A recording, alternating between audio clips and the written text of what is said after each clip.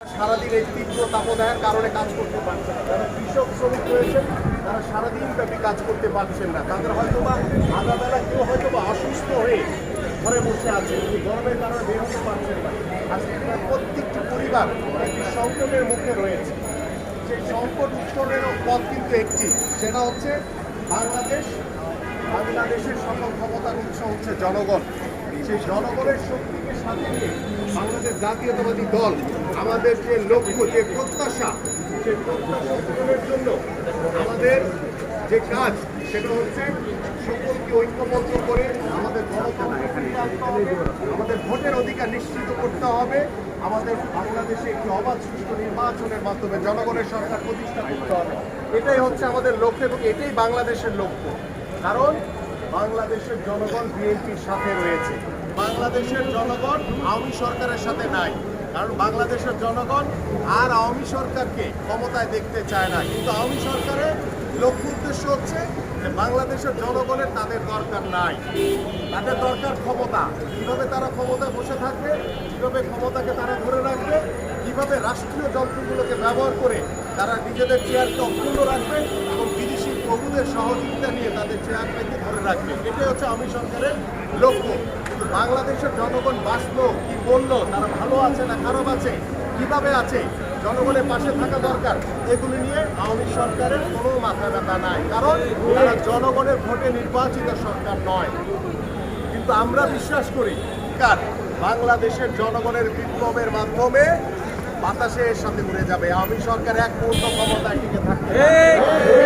আসুন আমরা দেশটা তারেক রহমানের নেতৃত্বে বাংলাদেশ জাতীয়তাবাদী দলের সকল পর্যায়ের নেতৃবৃন্দকে ঐক্যবদ্ধ রেখে এদেশের জনগণকে সাথে নিয়ে আজকে আমরা যে দুর্বিষহ জীবনযাপন করছি, সেই দুর্বিষহ জীবনযাপন থেকে অতিক্রম করার জন্য আমাদের সকলকে ঐক্যবদ্ধভাবে রাজপথে নেমে আমাদের ফয়সালা করতে হবে। প্রিয় নেতৃবৃন্দ, আজকে দেখেন এই যে একটি বাজার, আমরা এখানে কারণ বাজার, একটি বাজারের জায়গায় দাঁড়িয়ে আছি। সারা বাংলাদেশের দ্রব্য, পেঁয়াজ, চাল, ডাল, নুন, সব কিছু, সব ধরনের ফল ফুল সব কিছু কিন্তু এখানে আসে।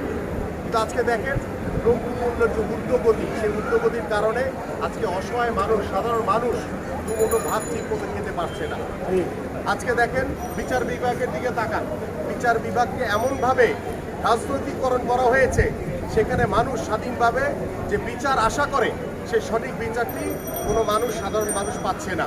আজকে সাংবাদিকদের স্বাধীনতা বলেন, সাংবাদিকরা যদি সত্য কথা বলে তাদেরকে জেলে পুরে দেওয়া হয়, তারা সত্যি কথা বলতে পারছে না। আজকে আমরা যদি সত্যি কথা বলি তাহলে আমাদেরকে জেলে পুরে দিচ্ছে। এই হচ্ছে আওয়ামী সরকারের, ফ্যাসিস্ট সরকারের নমুনা। এইভাবে একটি দেশ জাতি কখনোই চলতে পারে না। আমরা বিশ্বাস করি যে বাংলাদেশের মানুষ অনেক সচেতন। আজকে মহান স্বাধীনতা যুদ্ধে আমার মহান স্বাধীনতা যোদ্ধারা যারা যুদ্ধ করে শহীদ হয়েছেন, আজকে তারা যেই কারণে বাংলাদেশকে স্বাধীন করেছিলেন, আমার কাছে মনে হচ্ছে আমরা সেই আবার নতুন একটি যুদ্ধের পর্যায়ে এসে দাঁড়িয়েছি। আবারও আমাদেরকে যুদ্ধ করতে হবে গণতন্ত্র পুনরুদ্ধারের জন্য, এই দেশের মানুষের ভোটের অধিকার নিশ্চিত করার জন্য এবং একটি অবাধ সুষ্ঠু নির্বাচনের মাধ্যমে জনগণের সরকার প্রতিষ্ঠা করার জন্য আবারও আমাদেরকে একটি যুদ্ধ করে বাংলাদেশে গণতন্ত্র ফিরে আনতে হবে। আমি আমার বক্তব্য দীর্ঘায়িত করবো না। সকলকে আন্তরিকভাবে ধন্যবাদ জ্ঞাপন করছি, তেজগাঁ থানাধীন 26 নম্বর ওয়ার্ডের এবং থানার পর্যায়ে সকল নেতৃবৃন্দকে। এবং আমাদের মাঝে আজকে উপস্থিত থাকার কথা ছিল